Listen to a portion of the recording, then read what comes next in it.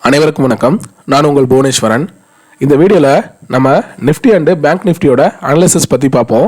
இந்த வாரம் வந்து மார்க்கெட் எப்படி இருக்கும், எந்த லெவல்லாம் இதுக்கு சப்போர்ட் லெவலாக இருக்கும், எதெல்லாம் இதுக்கு வந்து ரெசிஸ்டன்ஸாக இருக்கும், எந்த லெவலை பிரேக் பண்ணால் மார்க்கெட் வந்து நம்ம லாங் போகலாம் இல்லை ஷார்ட் போகலாம் அப்படிங்கிறத இந்த வீடியோவில் பார்க்க போகிறோம்.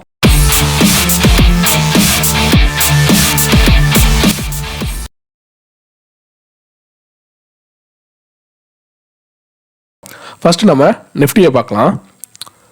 ஸோ நிஃப்டியில் இப்போது நான் டே டைம் ஃப்ரேம் வச்சுருக்கேன். ஸோ அந்த நிஃப்டியோட அந்த கொஞ்சம் அந்த ட்ரெண்டை பார்த்தீங்கன்னா உங்களுக்கு நல்லாவே தெரியும். பாருங்கள், நிஃப்டி ட்ரெண்ட் வந்து எந்த மாதிரி போய்கிட்டு இருக்கு அப்படின்னு சொல்லிட்டு. ஸோ இதெல்லாம் பார்த்தீங்கன்னா க்ளோசிங் இன்னும் வைக்கல. சரியா, மார்க்கெட் வந்து இதுக்கு கீழே இந்த லெவலுக்கு கீழே வந்து க்ளோசிங் இன்னும் வைக்கல. இது வந்து டே டைம் ஃப்ரேம். சரியா, மார்க்கெட் வந்து நல்ல ஒரு கன்சால்டேஷன் வந்து நடந்துக்கிட்டு இருக்கு. சரியா, மார்க்கெட் இப்படி ஒரு கன்சால்டேஷன் நடந்துக்கிட்டு இருக்கு. அகெயின் கூட இப்படி வரலாம். இப்படி வந்து மார்க்கெட் வந்து எப்படி பிரேக் பண்ண போகுது அப்படின்னு வந்து சரியாக தெரியல. ஜஸ்ட் இதை வந்து பிரேக் பண்ணுச்சு அப்படின்னா அடுத்து ஃபால் வந்து இப்படி இருக்கலாம். அதே போல் மார்க்கெட் இதை பிரேக் பண்ணுச்சு அப்படின்னா அடுத்து வந்து இந்த மாதிரி மூவ்மெண்ட் இருக்கலாம். ஸோ இந்த லெவலில் வந்து நீங்கள் கரெக்டாக இந்த ட்ரெண்ட் லைனை நீங்கள் வந்து மார்க் பண்ணி வச்சுக்கோங்க. ஸோ ஏன்னா இது உங்களுக்கு நல்லாவே தெரியுது இல்லையா, அந்த நம்ம ட்ரெண்ட் லைன் அந்த ட்ரா பண்ணியிருக்கோம் இல்லையா, அந்த ட்ரெண்ட் லைனுக்கு மேலேயோ இல்லை கீழேயோ க்ளோசிங் இன்னும் வைக்கல பாருங்கள். இது வந்து விக்கு ஃபார்ம் ஆயிருக்கு. ஓகேவா, விக்கு ஃபார்ம் ஆயிருந்தால் ஒன்றும் ப்ராப்ளம் இல்லை. க்ளோசிங் வந்து வைக்கணும். இது வந்து க்ளோசிங் இன்னும் வைக்கல. கரெக்டாக அந்த ட்ரெண்ட் லைன்லேயே ஃபாலோ பண்ணிக்கிட்டு இருக்கு. இதே போல் மார்க்கெட்டும் பாருங்கள், கரெக்டாக ஃபஸ்ட்டு ஒன்று இங்கே டச் ஆகிட்டு கீழே வந்து இந்த நகைனும் கரெக்டாக அந்த ட்ரெண்ட் லைனை ஃபாலோ பண்ணுது.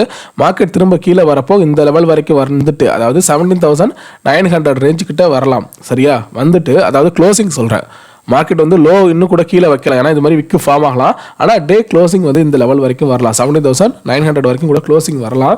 வந்துட்டு அகைன் பார்த்தீங்கன்னா மேலே போகிறதுக்கான வாய்ப்பு இருக்குது. ஏன்னா இப்போ ரிசல்ட் வந்து பெருசாக ஒன்றும் இல்லை. ரிலையன்ஸோட ரிசல்ட்லாம் வந்து எல்லாம் மிக்சடாக தான் இருக்குது. இன்னும் சொல்லிக்கிற அளவுக்கு பெருசாக இல்லை. அப்படிங்கிறதுனால மார்க்கெட்டில் பெரிய ஒரு பூம் வந்து எதிர்பார்க்க முடியாது. ஏன்னா இன்னும் சில பேர் வந்து அந்த பட்ஜெட்டுக்காக வெயிட் பண்ணிக்கிட்டு இருப்பாங்க. ஏன்னா ஆஃப்டர் த பட்ஜெட் நம்ம மார்க்கெட்டோட கண்டிஷனை பொறுத்து என்ட்ரு ஆகிக்கலாம் அப்படின்ட்டு நிறைய பேர் வந்து வெயிட் பண்ணலாம். அதனால் இப்போதைக்கு வந்து பெரிய மூவ்மெண்ட் இருக்குமா அப்படிங்கிறது வந்து சந்தேகம் தான். மார்க்கெட் வந்து இந்த ட்ரெண்டு இந்த லெவலுக்குள்ளே தான் பார்த்தீங்கன்னா வந்து ட்ரேட் ஆகிட்டு இருக்கும். சரியா, இப்போ இதுவே நம்ம 1 hour டைம் ஃப்ரேமில் வச்சு பார்ப்போம். ஸோ இப்போது 1 hour டைம் ஃப்ரேமில் வந்து வச்சு பார்க்குறோம். கடைசியாக இதோட அந்த லோ பாருங்கள், க்ளோசிங் வந்து 17,780 வரைக்கும் வந்துட்டு போயிருக்கு இதோட க்ளோசிங். கரெக்டாக 1 hourல. அதே போல் இதுக்கு மேலே பாருங்கள், இந்த லெவல் வந்து 18,250 வரைக்கும் போயிருக்கு. ஸோ உங்களோட அந்த இனிமே உங்களுக்கு இருக்க அந்த 1 hour க்ளோசிங் பார்த்தீங்கன்னா இதெல்லாம் பிரேக் பண்ணி மேலே வைக்கணும். ஆல்ரெடி நம்ம இந்த ட்ரெண்ட் லைனும் ட்ரா பண்ணியிருந்தோம் இல்லையா, ஸோ அதையும் நீங்கள் வந்து நோட் பண்ணிக்கோங்க. 1 hour டைம் ஃப்ரேமும் நீங்கள் வந்து பார்த்துக்கோங்க. ஏன்னா இப்போ நம்ம ஆல்ரெடி இங்கே வந்து லாஸ்ட்டாக நம்ம கம்யூனிட்டி பேஜில் போட்டிருந்தோம். ஸோ இந்த லெவல் வந்து நல்ல ஒரு சப்ளை ஜோன் அப்படின்னு சொல்லிட்டு நம்ம முன்னாடியே கம்யூனிட்டி பேஜில் வந்து போஸ்ட் போட்டிருந்தோம், ஒரு வீடியோவில் சொல்லியிருந்தோம். அதே போல் மார்க்கெட் இதை வந்து டச் பண்ணிவிட்டு அகைன் பார்த்தீங்கன்னா கீழே இறங்கிக்கிட்டு இருக்கு. சரியா, ஸோ திரும்ப இதோட மார்க்கெட் கீழே இறங்கி இந்த லெவல் வரைக்கும் வரலாம். சரியா, வந்துட்டு அதுக்கப்புறம் ஒரு கன்சால்டேஷன் இருக்கலாம். அப்படி இல்லை அப்படின்னா மார்க்கெட் திரும்ப கூட மேலே போகலாம். ஸோ மார்க்கெட் வந்து எப்படி வேணுமோ ஒரு கன்சல்டேஷன் இருக்கலாம். ஆனால் உங்களோட அந்த வியூ அப்படிங்கிறது எப்படி இருக்கணும் அப்படின்னா, மார்க்கெட் வந்து இந்த லெவலில் பிரேக் பண்ணி மேலே போச்சுன்னா மட்டும் நீங்கள் வந்து லாங் போகிறதுக்கும், அதே போல் இந்த லெவலை பிரேக் பண்ணி கீழே வந்துச்சு அப்படின்னா ஷார்ட் போகிறதுக்கும் நீங்கள் ட்ரை பண்ணலாம். ஸோ அது வரைக்கும் நீங்கள் இந்த சப்ளை அண்ட் டிமாண்டை வந்து பேஸ் பண்ணி ட்ரேட் பண்ணுறவங்களா இருந்தீங்க அப்படின்னா கொஞ்சம் வந்து வெயிட் பண்ணலாம். இப்போ ரீசெண்டாக நம்ம ஆர்டர் பிளாக் பற்றி இந்த எஸ்எம்சி ஸ்மார்ட் மணி கான்செப்ட் பற்றி பார்த்துக்கிட்டு இருக்கோம். அதில் பார்த்தீங்கன்னா மோஸ்ட்லி இந்த ஆர்டர் பிளாக் வந்து கரெக்டாக நமக்கு வந்து ஒர்க் ஆகிட்டே இருக்குது. சரியா, நான் லாஸ்ட் டைம் வந்து இந்த ஆர்டர் பிளாக் வச்சு தான் நான் உங்களுக்கு சப்ளை ஜோன் வந்து சொல்லியிருந்தேன். அதே போல் மார்க்கெட் வந்து இங்கே டச் பண்ணிட்டு அகைன் பார்த்தீங்கன்னா கீழே வந்துக்கிட்டு இருக்கு. இந்த இடத்துல வந்து சப்ளை ஜோன் ஆக்ட் ஆகி மார்க்கெட் வந்து திரும்ப கீழே வந்துக்கிட்டு இருக்கு. ஸோ நீங்கள் ஆர்டர் பிளாக் அப்புறம் வந்து சப்ளை அண்ட் டிமாண்ட் ரெண்டுத்தையும் வந்து கன்ஃபியூஸ் பண்ணிக்க வேண்டாம். கிட்டத்தட்ட ரெண்டும் சிமிலர் தான்.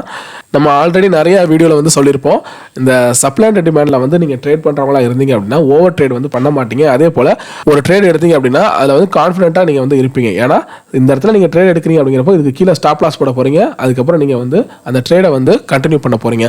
ஸோ இந்த இடத்துல நீங்கள் வந்து ஃபியரில் வந்து க்ளோஸ் பண்ண மாட்டீங்க.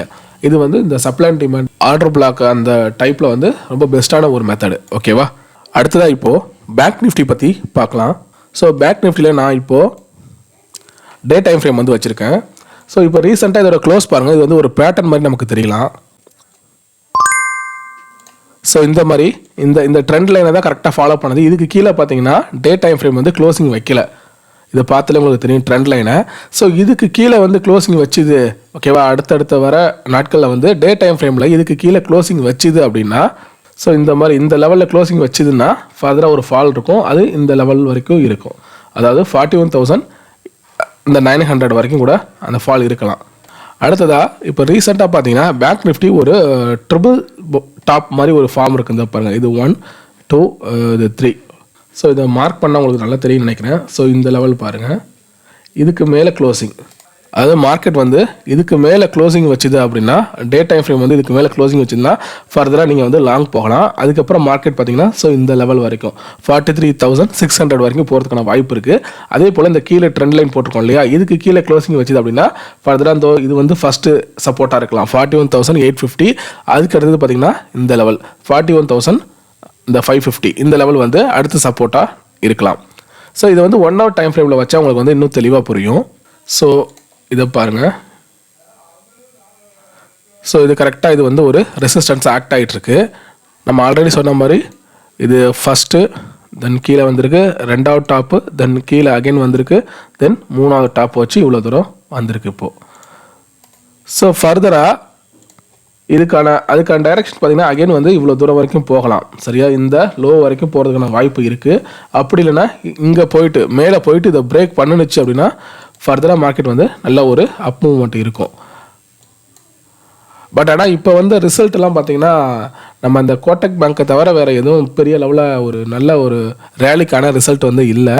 ஸோ பட்ஜெட்காக நிறைய பேர் வெயிட் பண்ணிகிட்டு இருக்கலாம். ஆஃப்டர் த பட்ஜெட் வந்து மார்க்கெட்டோட டைரக்ஷனை வந்து பார்த்துக்கலாம் அப்படின்னு சொல்லிட்டு பட்ஜெட்டை எதிர்பார்த்து நிறைய பேர் இருக்கலாம்.